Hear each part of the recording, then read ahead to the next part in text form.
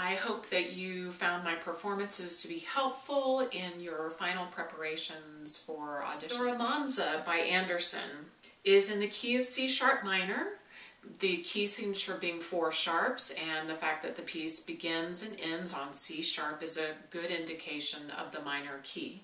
Of course, the relative major of E major, both of these scales should be practiced on a daily basis to get comfortable with this etude.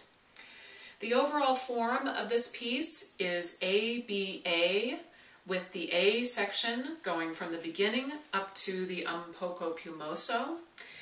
This begins the B section, which continues through the tranquillo, up through the double bar at the end of the 3rd measure of line 4. That's on page 37.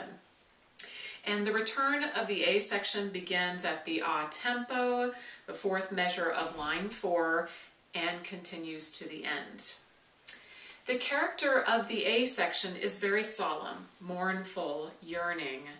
Work the dynamic phrasing to show your understanding of the climax of each phrase.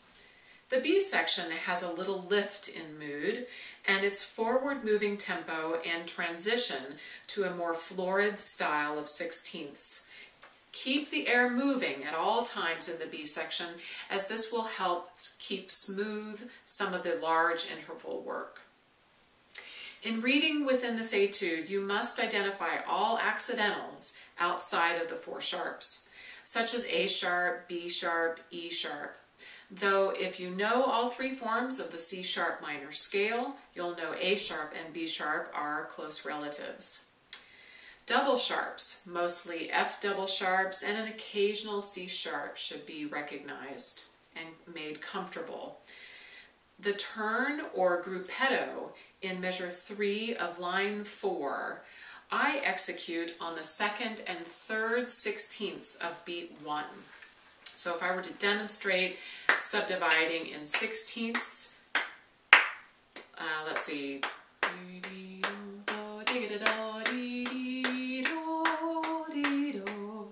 So,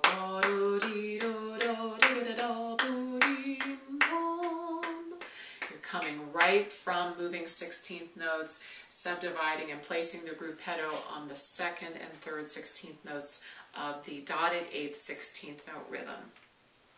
And finally, phrasing. As with most etudes of the late 19th century, there is an even phrase structure ever present. So follow the 2-bar, 4-bar, 8-bar plan for determining your breaths. There may be some extensions to this phrasing. For example, at the top of page 37, I choose to phrase the first 3 bars in one breath. So I go to the breath marked placed after the G sharp. Then I phrase the next 4 bars together. Breathe at the tranquillo as marked. Then finish the next 4 bars and breathe on the bar line right before the A tempo. Speaking of breathing, I did take some liberties with my choice of breath in the poco più mosso. Use my breaths if you like them, but they are not the golden rule, just suggestions. Hines Is Allegro, a few words. This etude is not marked in the key of B flat minor, but we can tell that the etude is in this key because of the key signature of 5 flats, and that the piece begins and ends on a B flat. Its relative major being D flat major. So for the development of technique with this etude, practice these 2 scales as well as many arpeggios and 7th chords, for this piece is chock full of them. A good example is the 5th line down, where each beat spells out a new chord as it slightly alters and shifts its way through to a solid F major chord at the beginning of line 6. The use of the thumb B flat key is helpful in this etude and prevails for nearly the entire etude.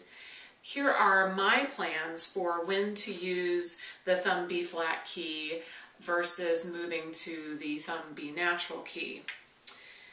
The beginning 4 lines, I use the thumb B flat key.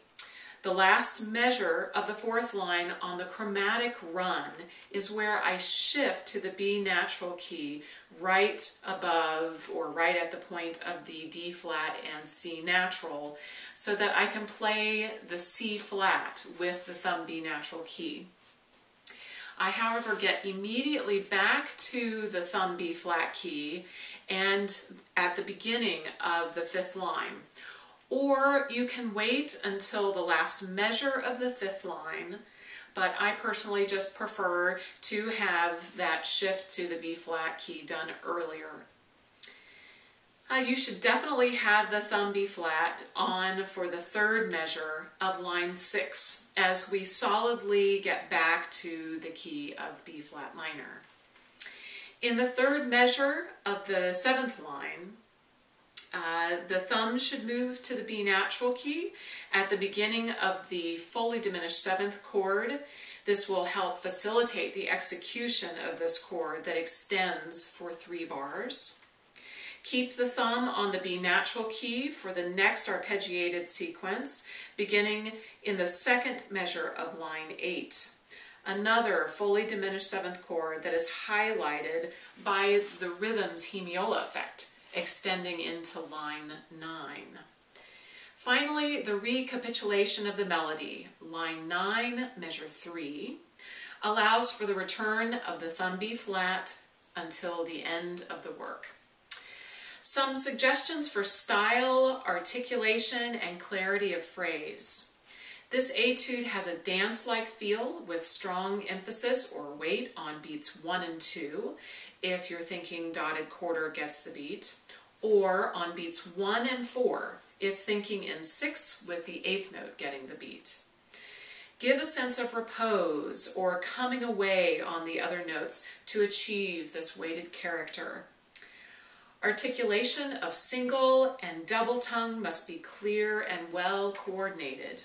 While there is a lightness of the overall character of this piece, don't go too short or don't go too chiffy, as I call it, with each note.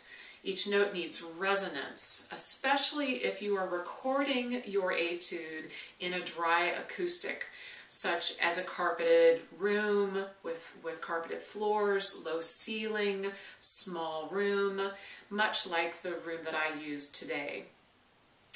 And finally, with regard to phrasing, follow the piece with its 2-bar, 4-bar, 8-bar phrasing, and let the piece breathe by showing recognition of this phrasing. Yes, there are some phrases that extend beyond this even phrasing, so instead make your phrasing fit the melodic line as it changes in texture or direction. An example begins at the third measure of line 3, where we have a rising arpeggio for 2 bars, a scalier line for the next 3 bars, and another arpeggiated line that extends from the beginning of line 5 to the beginning of line 6. Have fun with this etude and make it playful.